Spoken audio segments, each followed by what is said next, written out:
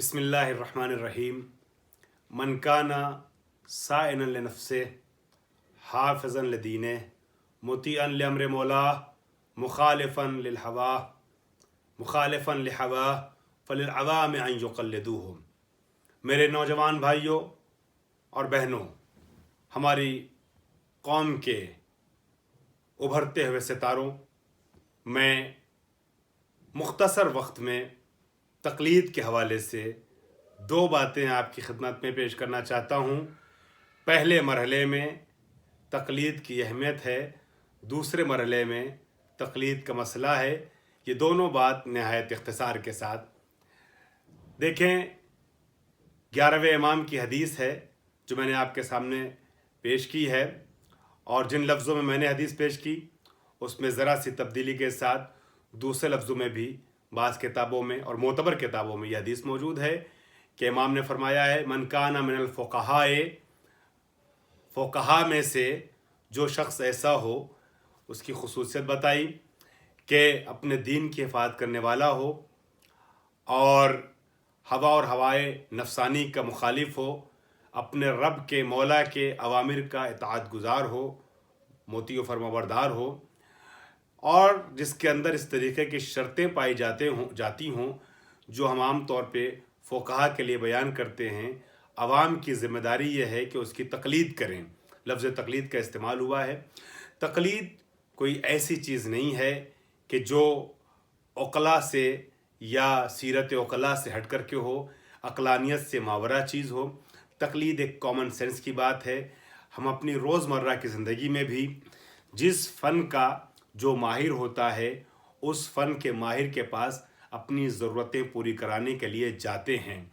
ज़ाहिर सी बात है, दीन के उमूर में ये नहीं कहा गया है कि आप सब तक़लीद करें। दीन के लिए कहा गया है कि आप कुरान से, हदीस से दीन समझने की कोशिश करें, दीन फहमी की सलाहियत अपने अंदर पैदा करें। लेकिन हाँ, जब हम इस भरी ज़िंदगी में, भरी दुनिया में, मशगूल ज़िंदगी में और इस मसरूफ़ियत भरी ज़िंदगी में ख़ुद वक्त नहीं निकाल पाते हैं, सबके अलग अलग शोबे होते हैं, सबकी अलग अलग ज़रूरतें होती हैं, हम सब वक्त नहीं निकाल पाते हैं कि दीन को उस तरीके से समझें कुरान और हदीस से जो समझने का हक़ और तरीक़ा है, तो फिर उस पे भरोसा करते हैं कि जिसने अपना वक्त इस फील्ड में सर्व किया है, इस फ़ज़ा में, इस मैदान में और इस लाइन में सर्व किया है, और उस पर भरोसा करते हुए उसकी बात को अमल में लाते हैं। जैसे मेडिकल फील्ड में जब डॉक्टर हमसे कुछ कहता है तो चूँकि उसने वक्त सर्व किया है,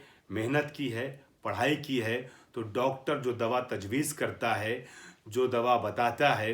दिन में खाना है कि रात में खाना है, सुबह में खाना है कि शाम को खाना है, 1 टैबलेट लेनी है कि 2 टैबलेट लेनी है, दूध के साथ ये दवा लेनी है या पानी के साथ लेनी है, खाने से पहले खाना है, खाने के बाद खाना है, आधी टैबलेट लेनी है या पूरी टैबलेट लेनी है, इस फार्मूले की सिरप लेना है या टैबलेट लेना है या इंजेक्शन लगाना है या ग्लूकोज के थ्रू लेना है, जो जैसे डॉक्टर कहता चला जाता है हम उस पर अमल करते चले जाते हैं। देखिएगा, 2 चीज़ें हैं, एक इल्मुल अब्दान है जिसका जिस्मी अमराज से ताल्लुक़ है, एक इल्मुल अदियान है जिसका रूहानी अमराज से ताल्लुक़ है। हम अपने बदन की शिफा के लिए डॉक्टर के पास जाते हैं तो डॉक्टर की बात पर आंख बंद करके भरोसा इसलिए करते हैं कि उसने तहक़ीक़ की है, उसने रिसर्च की है इस फील्ड में, लिहाजा हम जानते हैं हमसे बेहतर है। अगर हम ख़ुद तजवीज़ करने की सलाहियत रखते तो हरगिज़ डॉक्टर के पास न जाते, क्योंकि हमारे अंदर वो सलाहियतें नहीं हैं जो 25 साल की, 20 साल की मेहनत और रिसर्च के बाद डॉक्टर ने अपने अंदर पैदा कर ली हैं। लिहाजा इल्मुल अब्दान में डॉक्टर की बात पर आंख बंद करके भरोसा करते हैं। ये कोई खिलाफ अक़ल बात नहीं है, कॉमन सेंस की बात है। डॉक्टर हमसे बेहतर जानता है, हम डॉक्टर की बात पर अमल करते हैं। इसी तरीके से इल्मुल अदियान में जब हम जानते हैं कि जो आलिम है, जो फ़क़ीह है, उसने अपना सारा वक्त सर्व किया है, 20 साल, 25 साल रिसर्च करके फतवा हमारे हवाले कर रहा है, उसी कुरान से कि जिस कुरान को हम मानते हैं, उन्हीं अहादीस से जिन अहादीस को हम मानते हैं, तो फिर ज़ाहिर सी बात है हमें तकलीद की मुखालफत नहीं करनी चाहिए, मराजे की मुखालफत नहीं करनी चाहिए, बल्कि मराजे किराम का एहसान मानना चाहिए कि उन्होंने पूरी उम्मत को 25-25 साल 20-20 साल इस काम में सर्फ करने से बचा लिया। याद रखिएगा, इज्तिहाद करना, कुरान फहमी की सलाहियत पैदा करना, फ़क़ाहत को और मसाइल को समझना, फ़क़ाहत के दर्जे तक पहुंचना हम सब की ज़िम्मेदारी है, हम सब के लिए वाजिब किफ़ाई है। जैसे किसी शहर में, किसी महल्ले में, किसी गांव में एक मैयत पड़ी हो तो उस मैयत की नमाज जनाजा पढ़ाना सब की ज़िम्मेदारी होती है। कोई नमाज जनाजा ना पढ़ाए तो सब गुनहगार होते हैं, लेकिन अगर उनमें से एक आदमी या चंद अफराद नमाज जनाजा पढ़ा देते हैं तो बाकी की गर्दन से ये वाजिब साकित हो जाता है। तो जो नमाज जनाजा पढ़ रहा है, हम उसकी बुराई नहीं करते बल्कि उसकी तारीफ़ करते हैं, उसका शुक्रिया अदा करते हैं कि आपकी मेहनत की वजह से, आपके इक़दाम की वजह से हम फरीज़े से सबकदोश हो गए। इसी तरीके से इज्तिहाद करना सब पर वाजिब है, कुरान फहमी की सलाहियत पैदा करना। अब चूँकि सब उस फील्ड में जा नहीं पाते, दुनिया के और भी शोबे हैं जहाँ काम करना है, तो अब जो लोग जा कर के इस फील्ड में काम कर रहे हैं, मेहनत कर रहे हैं, उनके ख़िलाफ़ हमें तंज़ नहीं करना है, उनके ख़िलाफ़ अलम बगावत नहीं बुलंद करना है, बल्कि जिस तरीके से डॉक्टर का शुक्रिया अदा करते हैं, जिस तरीके से दूसरे फ़नून के माहिरीन का शुक्रिया अदा करते हैं कि आपने हमारी ज़रूरतें पूरी कर दी, उसी तरीके से इल्मुल अदियान के माहिरीन का हमें शुक्रिया अदा करना है कि आपने हमारी ज़रूरतें पूरी कर लीं। जिस तरीके से डॉक्टर अपनी 20 साल 25 साल की रिसर्च के नतीजे में टैबलेट देता है आपको, आधे घंटे में आप ठीक हो जाते हैं, 1 घंटे में ठीक हो जाते हैं, आपका हेडेक और सर दर्द ख़त्म हो जाता है, उस टैबलेट के पीछे क्या क्या असबाब छुपे हुए हैं, किन वजूहात की बुनियाद पर डॉक्टर ने, किन रीज़न्स की बुनियाद पर आपको टैबलेट दी है, आप उस पर गौर नहीं करते हैं। आपको जो दे दिया आपने खा लिया, शुक्रिया अदा करते हुए, फीस देते हुए आप घर वापस आ जाते हैं। उसी तरीके से आपको जो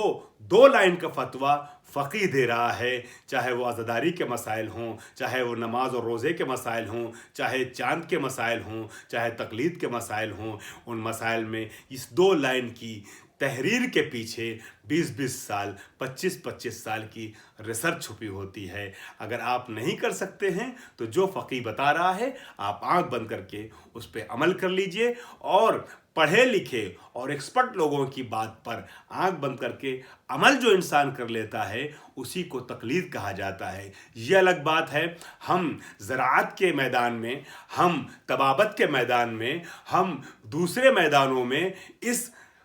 आंख बंद करके